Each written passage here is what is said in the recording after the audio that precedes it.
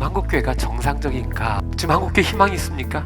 성경대로 살지 않기를 바랍니다. 성경의 정신대로 살아야 됩니다. 지금 한국교회가 가고 있는 방향이 잘못되었다면 바꿔야 하지 않겠습니까?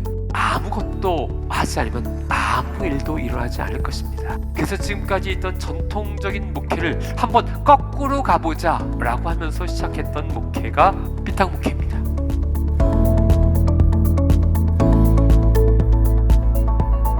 무슨 삐딱한 목회를 꿈꾸시고 또 그렇게 삐딱한 목회를 하고 계신지 첫 번째 강연자 우리 고형진 목사님 모시겠습니다. 박수 한번 해주세요.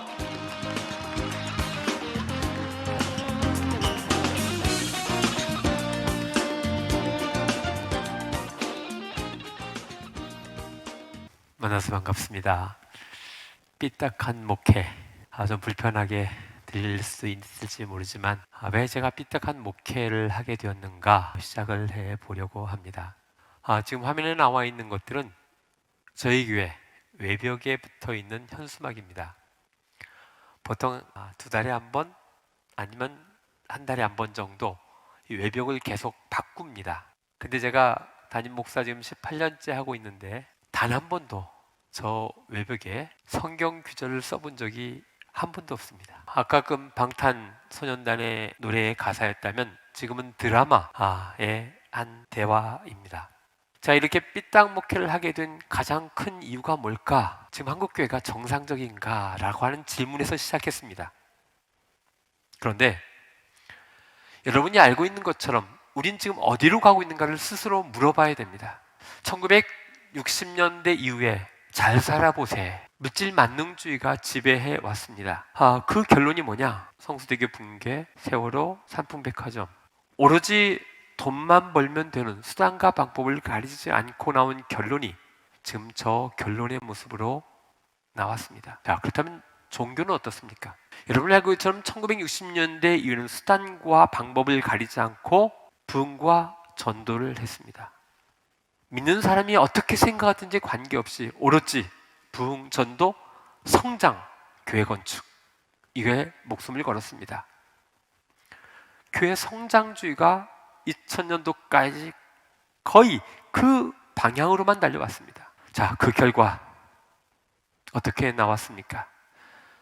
우리가 보고 있는 것처럼 부끄러운 교회의 모습을 한국교회가 보여왔습니다. 열심히 새벽기도 하는 교회가 세수를 가볍게 하고 아무런 일도 없는 것처럼. 여러분, 지금 한국교회 희망이 있습니까? 우리 목회자들의 모임입니다. 스스로 한번 고백해 보시기 바랍니다. 가난한 교인이 점점 증가합니다. 제 지역에 있는 노예에 있는 교회 가운데 갈등이 없는 교회가 없습니다. 교회 세습을 이제는 일반화시키고 있습니다. 중간세대 이탈합니다. 이단들의 특세가 이제는 전통교회를 뛰어넘고 있는 것 같습니다. 중형교회가 몰락합니다.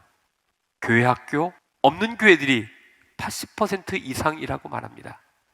교회에 정치화가 이루어지면서 정치를 말하는 목사들이 정치꾼과 야합해서 한국교회를 흔들어 버리고 있습니다. 여러분들, 답이 없습니다. 자, 그렇다고 한다면 답이 없는 경우는 어떻게 문제를 푸는지 아십니까? 그것은 거꾸로 가는 것입니다. 수학 문제를 풀 때 문제가 계속해서 안 틀리면 거꾸로 푸는 방법을 공부해야 됩니다. 멕시코 올림픽 때 이전의 높이뛰기는 앞으로 뛰기였습니다. 그러니까 장대가 있으면 앞으로 뛰기를 해서 높이뛰기를 했습니다. 근데 멕시코 올림픽 때 저 선수가 배면뛰기를 처음으로 했습니다. 거꾸로 뛴 겁니다. 저 사람이 금메달 땄습니다. 그리고 그 이후부터는 배면뛰기만 합니다. 사랑하는 여러분들, 지금 한국교회가 가고 있는 방향이 잘못되었다면 바꿔야 하지 않겠습니까? 지금 코로나 3년 동안의 기회가 저는 축복된 기회였다고 생각을 합니다. 그래서 지금까지 있던 전통적인 목회를 한번 거꾸로 가보자 라고 하면서 시작했던 목회가 삐딱 목회입니다. 저희 교회는 41년 된 교회입니다. 본당이 지하이고 그렇게 아주 크지 않은 출석이 한 800에서 1000명 정도 나오는 교회입니다. 저 외벽에 보면 입주를 축하하고 축복합니다. 저희 교회 앞에 새 아파트가 입주했습니다. 25평에 20억. 말도 안 돼. 우리 교회는 전도하지 말자고 그랬습니다. 그리고 밑에 있는 플랜카드는 세월호가 1년 지난 다음에 외벽에 붙였습니다. 그리고 쭉 내려오신 이 시대에 깨어있는 교회가 되겠습니다라고 하는 플랜카드가 쭉 내려와 있습니다. 한 번도 성경 구절을 써본 적이 없습니다. 자, 삐딱 목회를 좀 구체적으로 보면 제가 성경대로 살지 말라라고 가르칩니다. 목사 맞아? 장신대체 풀에서 제가 이 본문을 가지고 설교를 했습니다. 이 말이 틀릴까요? 맞을까요? 성경대로 살지 않기를 바랍니다. 성경의 정신대로 살아야 됩니다. 한국교회가 이것을 놓쳤습니다. 문자에 매여 살고 있습니다. 교회 자꾸만 오려고 하니까 뭐가 되냐? 교인만 만듭니다. 이거 아니라는 겁니다. 세상에서의 빛과 소금이 되라는 것입니다. 교회에서 빛이 되니까 교회만 환합니다. 아니요. 세상에서. 제 목회 3대 철학이 있습니다. 예수 믿는 이유가 뭐냐? 자유하기 위해서, 행복하기 위해서, 그리고 진짜는 변화되기 위해서. 물에 커피 한 잔이 흘리면 커피색이 바뀝니다. 하물며 내 안에 예수님이 들어왔는데 내가 안 바뀌었다? 안 들어온 겁니다. 예배, 전 주일 예배만 드립니다. 온라인으로만 드려보기도 합니다. 저희 교회는 설날, 추석 전후에 한 주를 교회 교인들이 나오지 않도록 하고 집에서 가족들과 함께 온라인으로만 예배 드리게 합니다. 좋아합니다. 안 나오던 남편, 아이들과 함께 예배하니까. 새벽 기도회 수요일만 합니다. 평소에는 문자 음성으로 보내고 수요일만 현장 새벽 기도를 합니다. 주일 저녁 예배, 오후 예배 없습니다. 금요 심야 기도회 한 달에 한 번만 합니다. 당신들이 살고 있는 삶의 자리가 바로 예배자다. 그 예배자의 삶입니다. 자, 설교 문제입니다. 저는 신학교 교수가 알면 펄쩍 뛸 얘기지만 텍스트보다 콘텍스트를 중심으로 설교합니다. 그래서 책, 드라마, 영화, 뉴스, 저 드라마 다 봅니다. 1.2배속으로 해갖고 거의 모든 드라마는 다 봅니다. 요즘 제가 재미있게 보는 모범택시 2 재밌습니다. 저 책 요즘에 지금 저도 책을 하나 가져왔는데 불편한 편의점 읽고 있습니다. 신학서적 저 목회한 지 30년이 넘었습니다. 이제 안 봅니다. 그 얘기가 그 얘기예요. 설교는 들리는 설교를 해야 된다. 청중이 들리는 설교를 해야 된다. 우리들끼리만 아는 설교를 하는 게 아니라 청중이 들리는 설교를 해야 된다.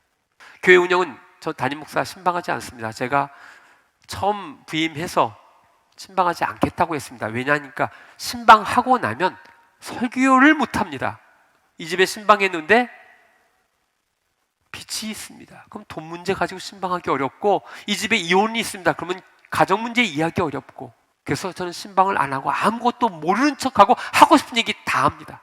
주 5일 근무를 시행합니다. 4년 전에 저희 교회 간사, 사무간사를 뽑았는데 안 믿는 사람을 뽑았습니다. 그래서 저를 사장님이라고 부릅니다. 장로님 하나도 안 무서워합니다. 왜? 장로가 누군지 모르니까. 그 친구가 와서 1년 만에 세례받고 식사기도 제일 오래 합니다. 그 친구가. 근데 그 친구 덕분에 주 5일 근무를 합니다. 왜냐니까 목사님, 저는 토요일, 일요일 출근하니까 친구들을 못 만나요 그러는 거예요. 아, 맞다. 그래서 결국은 주 5일 근무만 합니다. 가능합니다. 당회와 긴밀하게 통해한다. 우리는 카톡으로 당회합니다. 교육자 수평적 관계, 우리 담임 목사인 저와 우리 교육전사님 거의 동등하게 같이 어울리는 친구처럼 지냅니다. 교회 학교는 다 독립교회입니다. 우리 교회는 새싹, 열매, 비전, 행복, 드림, 하임이라고 되어 있는데 교육자들이 다 독립적으로 합니다. 예산을 스스로 관리하게 하고 돈만 지불해 줍니다. 부장부감은 그 부서에서 추천합니다. 낙하산 안 합니다. 이게 더동산교회입니다. 우리 더동산교회라고 되어 있는데 전도지 없습니다. 전도 설교 해본 적 없습니다. 전도가 전도를 방해합니다. 어떤 분이 그 얘기하다 보면요, 믿는 사람이 믿는 것을 방해하고 있다. 전도에 쓰는 사용하는 단어가 알사랑입니다. 알이 뭐냐? 이런 겁니다. 품는 거예요. 한 영혼을 품는 거예요. 품어야 그 영혼이 살아납니다. 찌라시 전도해서 되는 게 아니고 영혼을 품는 겁니다. 라이프 플랜이라고 하는 것을 저희들이 하는데 여태까지는 교회에서의 신앙생활만 배웠어요. 그게 아니라 라이프를 좀 계획하고 마지막 은퇴한 다음에 더 재밌게 살 수 있는 라이프 플랜을 준비해라. 그 얘기를 저희 교회는 방향성을 갖춰서 악기도 배우고 자격증도 따고 그런 거 하라. 그런 얘기를 가르칩니다. 사랑하는 여러분들, 아무것도 하지 않으면 아무 일도 일어나지 않을 것입니다. 삐딱한 목회를 합니다. 고영진 목사였습니다. 감사합니다.